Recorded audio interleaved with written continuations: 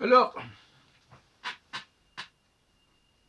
je m'intéresse beaucoup à ce qu'on pourrait appeler les discours identitaires, notamment lorsque ces discours identitaires se font aux dépens d'une certaine population, d'une certaine catégorie de population. Comme si le discours identitaire avait besoin d'une sorte de bouc émissaire ou de victime, de tête de turc.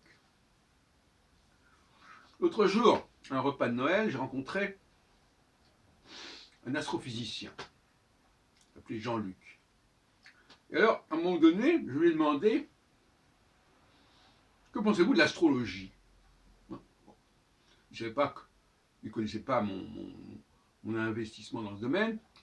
Il a sorti, il a déballé des choses sur l'astrologie, contre l'astrologie, qui discréditent, qui disqualifient l'astrologie. On nous a sorti l'histoire des constellations qui ne sont pas de la même durée, de la même longueur, et puis du même nombre, enfin peu importe, etc. Et je me suis fait la réflexion, voilà un argument qu'on entend tout le temps, et qui est brandi par justement les astronomes.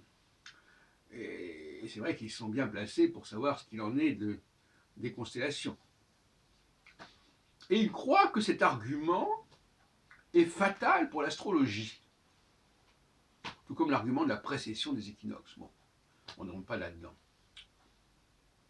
Moi, ce qui m'intéresse ici, c'est de psychanalyser cette façon de faire. C'est-à-dire ce discours négatif. Comme si le discours identitaire, par certains côtés, devait être négatif et devait nier quelque chose. Donc là, le milieu astronomique, parce que moi je dis qu'il parle, les propos qu'il tient sont des propos extrêmement redondants et connus, hein, on connaît par cœur ce genre de disques,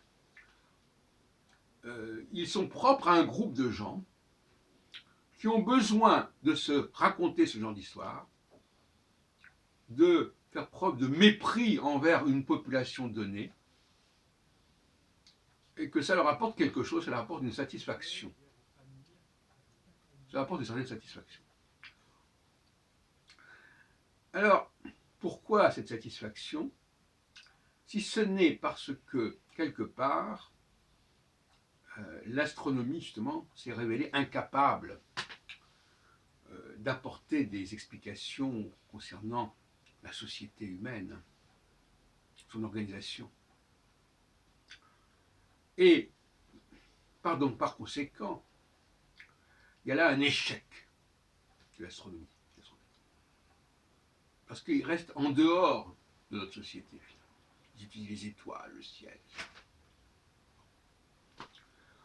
Et cet échec, ils le font payer à l'astrologie en disant, de toute façon,